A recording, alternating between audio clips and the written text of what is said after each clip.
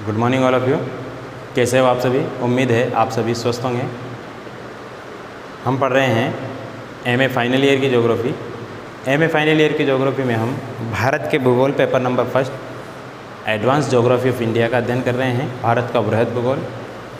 इसके अलावा 3 पेपर और चलते हैं आपके, तीनों पेपर का भी हम अध्ययन करेंगे अगर हमको वक्त मिला।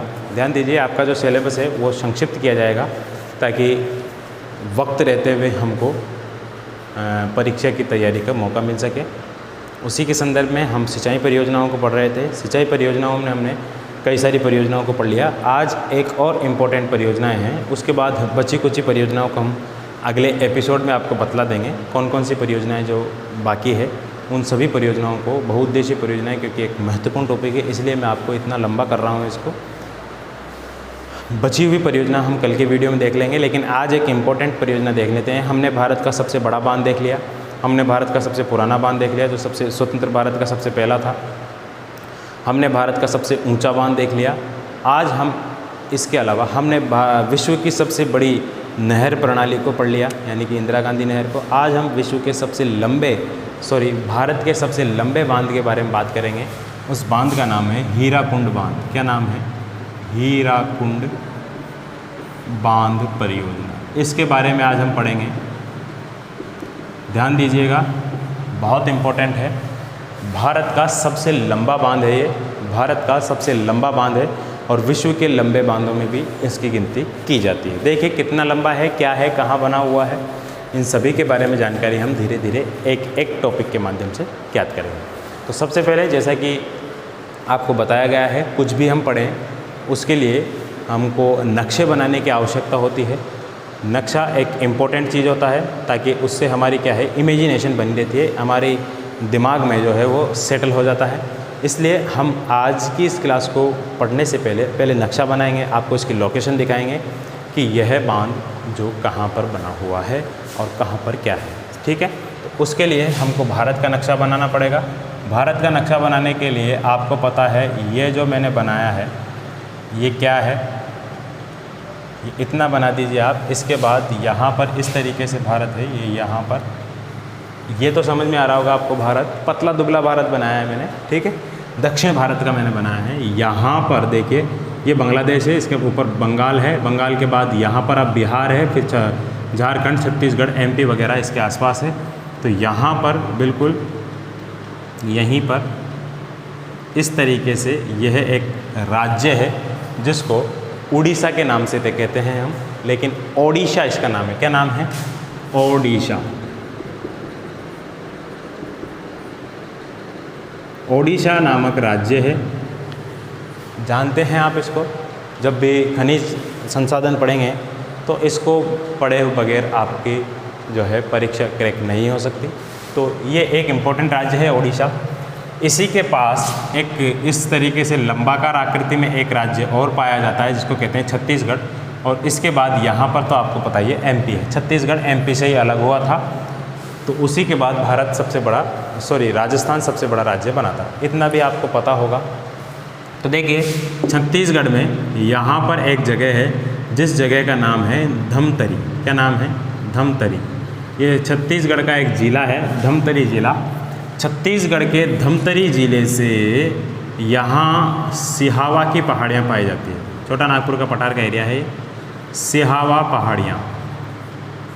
वहाँ से एक नदी निकलती है और ये नदी पहले दक्षिण से उत्तर की तरफ बहेगी, फिर उड़ीसा में प्रवेश करेगी और कहाँ चली जाएगी? ये बंगाल की खाड़ी में। इस नदी को महानदी के नाम से जाना जाता है। क्या नाम है इस नदी का? महानदी नदी। ठीक है, इस नदी का क्या नाम है? महानदी। ठीक है, इस महानदी में इधर से एक नदी और आकर के मिलती है जिसको कहते हैं ईब नदी। क्या नाम है? ईब। छोटी सी नदी है, इम्पोर्टेंट नहीं है, लेकिन जब हीराकुंड पढ़ेंगे हम तो ईब नदी को देख लिया जाता है क्योंकि ये जहाँ पर आकर के मिलती है वहीं पर, यहाँ ध्यान रखिएगा, उड़ीसा में जो मैं लोकेशन बता रहा हूँ आपको, यहीं पर हीराकुंड बांध बनाया गया है। क्या बनाया गया है? हीराकुंड बांध। और ये हीराकुंड बांध ईब नदी और जो आपकी महानदी है, ये दोनों नदियों के संगम पर बना हुआ है। ठीक है, यहीं पर बना हुआ है, यानी कि उड़ीसा जैसे स्टार्ट होता है उससे कुछ किलोमीटर बाद ही। कहाँ बना हुआ है सर? ये ओडिशा में। ओडिशा में कहाँ है गुरुजी? ओडिशा में है संबलपुर में। ओडिशा का जिला है संबलपुर में।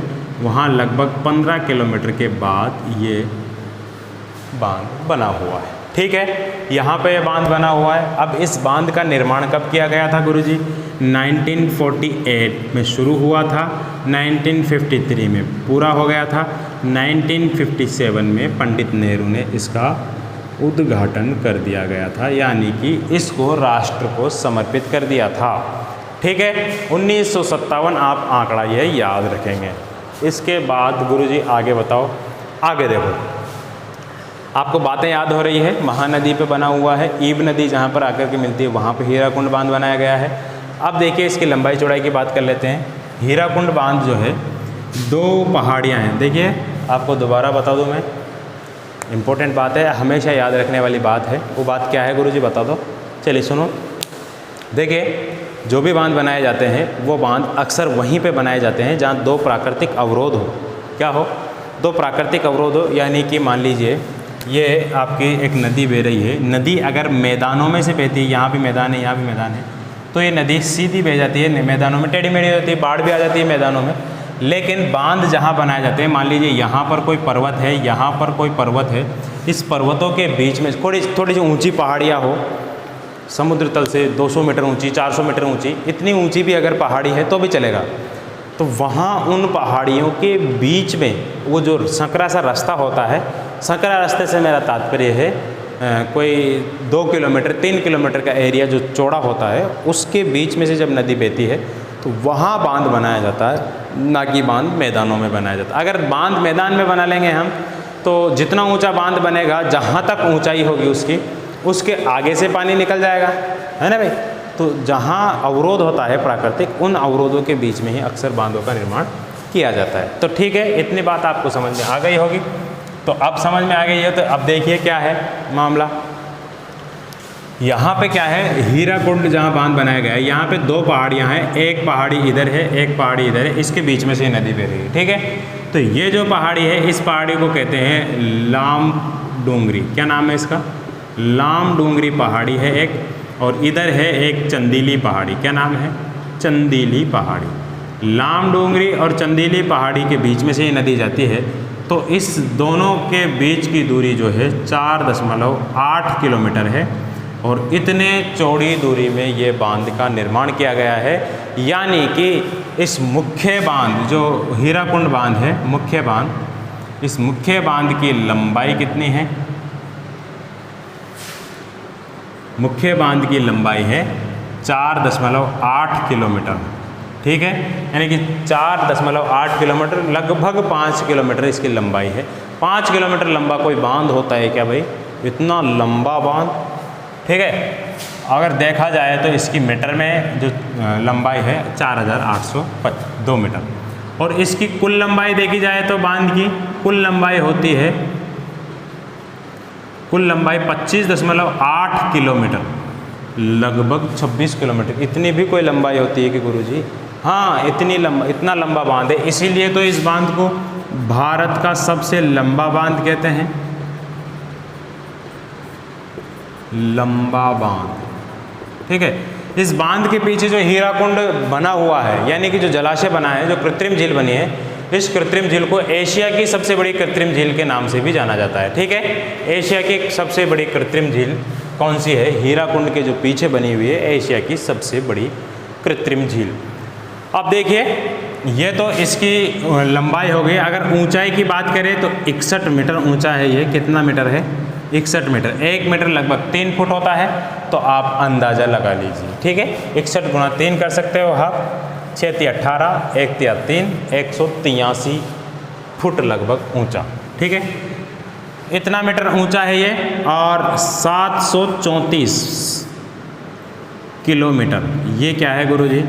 अगर इस जो हीराकुंड जो जलाशय बना हुआ है, बांध से इधर की तरफ हीराकुंड जो जलाशय बना हुआ है, अगर आप इस जलाशय के चारों तरफ चक्कर काटते हैं एक बार, तो आपको 734 किलोमीटर चलना पड़ेगा। यानी कि इतने बड़े क्षेत्र में यह कुंड, जो हीराकुंड जिसको कहते हैं, ये फैला हुआ है। तो आप अंदाज़ा लगा सकते हैं कितना बड़ा मामला यहाँ पर है। ठीक है, इस वजह से इसको बहुत बड़ा बांध कहते हैं। भारत का सबसे बड़ा, सबसे लंबा बांध है ये।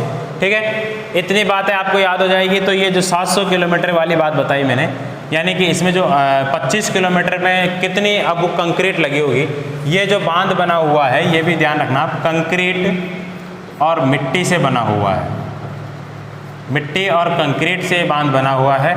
और इसमें इतनी मिट्टी और इतनी कंक्रीट का इस्तेमाल किया गया है कि कन्याकुमारी से कश्मीर तक सड़क बनाई जा सकती है आसानी से। ठीक है, कश्मीर से कन्याकुमारी तक एक सड़क मार्ग आसानी से बनाया जा सकता है। इतना लंबा सड़क मार्ग इसमें जो इस्तेमाल की गई है मिट्टी और कंक्रीट उससे बनाया जा सकता है। ठीक है, या फिर अमृतसर से डिब्रूगढ़ तक, डिब्रूगढ़ असम में है, इतना लंबा, यानी कि जो यहाँ से लेकर के यहाँ तक इतना लंबा जो भारत का क्षेत्रफल है, और ऊपर से लेकर भारत का नीचे तक इतना लंबी सड़क मार्ग का निर्माण इसमें जो इस्तेमाल किया गया है कंक्रीट और मिट्टी उससे किया जा सकता है। अब आप अंदाज़ा लगा लीजिए कि कितना बड़ा, कितना लंबा ये बांध होगा। ठीक है, इतनी बातें आपको याद हो जाएगी। तो इस बांध का उद्देश्य, मुख्य उद्देश्य क्या था? इस बांध का मुख्य उद्देश्य है, तो देखिए एक बात इससे पहले, उद्देश्य से पहले हम सुन लेते हैं। ये जो बांध है, ये बांध जो है उड़ीसा में बना हुआ है। कहाँ बना? उड़ीसा में। तो ध्यान दीजिए, ये बांध जब उड़ीसा में बना हुआ है तो उड़ीसा का शोक किसे कहा जाता है? महानदी को। जिस तरीके से बिहार का शोक कोसी नदी को कहते हैं, ब्रह्मपुत्र नदी को असम का शोक कहते हैं, गोदावरी नदी को तो किसी का भी शोक नहीं कहते, लेकिन जो दामोदर नदी है उसको बंगाल का शोक कहते हैं। इसी तरीके से यहाँ पर ये जो नदी है महानदी, इसको उड़ीसा का शोक कहते हैं। तो ध्यान दीजिए, जहाँ जहाँ आपको मिले कि इसका शोक इसको कहते हैं, इसको शोक इसको कहते हैं, यानी कि शोक का मतलब ये है कि वहाँ उस नदी में हमेशा क्या आती है? बाढ़ आती है। बाढ़ आने की वजह से तहस नहस कर देती है सारे अर्थव्यवस्था को, वहाँ के लोगों को हानि पहुँचती है, धन की हानि पहुँचती है, सबकी हानि पहुँचती है। ठीक है, तो ऐसे क्षेत्रों में जो परियोजना बनाई जाएगी वो परियोजना हमेशा किस लिए बनाई जाएगी? ऐसी परियोजना हमेशा बनाई जाएगी बाढ़ नियंत्रण के लिए। किस लिए? से बाढ़ के नियंत्रण के लिए, यानी कि बाढ़ को रोकने के लिए परियोजनाएं बनाई जाती है। तो ये परियोजना भी, इसका उद्देश्य क्या है? बाढ़ नियंत्रण। मुख्य उद्देश्य क्या है इसका? बाढ़ नियंत्रण। हमारे यहाँ पंजाब में, इसके अलावा गुजरात में और इसके अलावा राजस्थान में जितनी भी परियोजनाएं लागू है उसमें कोई सी भी परियोजना बाढ़ नियंत्रण की नहीं है। सभी परियोजना किसके लिए है? सिंचाई के लिए। तो यहाँ सिंचाई प्रमुख उद्देश्य ना होकर के क्या है? बाढ़ नियंत्रण। साथ ही साथ दूसरा मुख्य उद्देश्य है जल विद्युत उत्पादन। इन दो मुख्य उद्देश्यों की पूर्ति के लिए इसका निर्माण किया गया। हम पढ़ के रहे हैं बहुउद्देशीय परियोजनाएं, तो जितनी भी परियोजना पढ़ेंगे हम उसमें एक से ज़्यादा उद्देश्य जरूर शामिल होंगे। ठीक है, ये दो उद्देश्य हैं इसका। हमने देख लिया ये बांध का निर्माण कब किया गया था? 1953 में पूरा हो गया था। 1957 में पंडित नेहरू ने इसका उद्घाटन कर दिया था। अब इसके बाद में देख लेते हैं हम कुछ और बातें। कुछ और बातों में यह है कि इस बांध में जो है, इसके पास दो बांध और है। एक का नाम है टीकरापारा और एक का नाम है बैराज। इन दोनों बांधों से जल विद्युत का उत्पादन किया जाता है। जो कितना उत्पादन किया जाता है? इसके दो बांध है ये। इसके अलावा यहाँ चिपलम्मा नामक स्थान पर दो जल विद्युत गृह और स्थापित किए गए हैं। उन दोनों जल विद्युत गृहों से कुल मिलाकर के 307.5 मेगावाट बिजली का उत्पादन किया जाता है। ठीक है, ये आंकड़ा भी आप याद रखना। चिपलम्मा नामक स्थान पर दो जल विद्युत गृह इसमें स्थापित किए गए हैं। दोनों जल विद्युत गृहों पर 307.5 मेगावाट बिजली का उत्पादन किया जाता है। और ये परियोजना जो है हीराकुंड बांध परियोजना, आपका बिहार, झारखंड, उड़ीसा, ये तीन राज्यों की संयुक्त परियोजना है। ये भी आप नोट डाउन कर लीजिएगा। कौन कौन से राज्य हैं? बिहार, झारखंड और उड़ीसा। इन तीनों राज्यों की क्या है? ये संयुक्त परियोजना है। ठीक, इसके बाद एक दो बातें और हैं, वो बातें भी हम देख लेते हैं। क्या बातें हैं गुरुजी बता दो? चलिए वो भी देख लीजिए आप। इसकी ऊंचाई लंबाई आपने देख ली, सब बातें देख ली आप।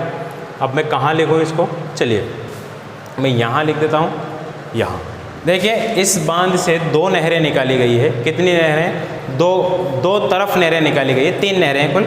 देखिए ये जो बांध है यहाँ पर, यहाँ से नहरें निकाली गई है। इसके ऊपर की तरफ जो नहरें निकलेगी वो तो कहलाएगी बाईं नहर, और नीचे की तरफ जो निकलेगी वो कहलाएगी दाईं नहर। यानी कि ऐसे समझिए इसको, कोई नदी ऐसे जा रही है तो इधर की तरफ अगर कोई नदी नहर निकालेंगे तो ये नदी इधर से इधर जा रही है, तो इसका बायां तरफ ये हुआ, तो इसको कहेंगे बाईं नहर, और इधर की तरफ जो निकलेगी इसको कहेंगे दाईं नहर। तो देखिए दो तरफ नहरें निकाली गई है उड़ीसा में ही हीराकुंड बांध से। एक तरफ तो जो है उस नहर का नाम है, दाईं तरफ की जो नहर है, दाईं तरफ बोले तो नीचे की तरफ, उस नहर का नाम है बोरागढ़ नहर, बोरागढ़ नहर। और बाईं तरफ 2 नहरें हैं, उन दोनों नहरों का नाम है, एक तो है सासन नहर और एक नहर का नाम है संबलपुर नहर। ये भी आप याद कर लेना, ठीक है। संबलपुर नहर, सासन नहर बाईं तरफ है, और इसके अलावा एक नहर और है जो किधर है? दाईं तरफ है, उसका क्या नाम है? बोरागढ़, ठीक है। और आखिरी बात, एक बात और है आखिरी, उसको भी आप याद रख लीजिएगा। वो बात क्या है गुरुजी? वो बात यह है कि राउरकेला, नाम सुना है आपने? राउरकेला इस्पात संयंत्र, स्टील प्लांट, ये जर्मनी के सहयोग से उड़ीसा में बनाया गया है। इस इस्पात संयंत्र को पढ़ा होगा आपने पहले। इस इस्पात संयंत्र को, इससे विद्युत भेजी जाती है, यानी कि जल विद्युत जो उत्पादन किया जाता है, इस बांध से इसको भेजा जाता है। इतनी बातें आपको याद हो जाएगी तो ये परियोजना आपके लिए आसान हो जाएगी। आज हमने 5-6 परियोजनाओं के बारे में पढ़ लिया है अब तक। अब आने वाले कुछ समय में आने वाले अगले वीडियो में हम एक इम्पोर्टेंट जो बची हुई है भारत की सिंचाई परियोजनाओं में, जितनी भी इम्पोर्टेंट बची हुई है उन सभी को एक साथ लिखेंगे, उनके नाम लिख लेंगे, कौन कौन सी परियोजना है, कहाँ कहाँ पर वो लागू है और कौन सी नदी पर लागू है। उसके बारे में अगर 1-2 बातें इंपॉर्टेंट होगी तो वो भी हम नोट डाउन करते चलेंगे। तब तक आप इन परियोजनाओं के बारे में विस्तार से सीखते रहिए, समझते रहिए। अगर कुछ समझ नहीं आता तो आपको मैंने बता दिया है, कांटेक्ट कर सकते हैं आप कभी भी, ठीक है। लेकिन ध्यान रखिए, कांटेक्ट करने का टाइम आप कॉलेज टाइम पे रखें तो बेहतर है, ठीक है। मिलेंगे अगले वीडियो में, तब तक के लिए इजाज़त दीजिए। नमस्कार।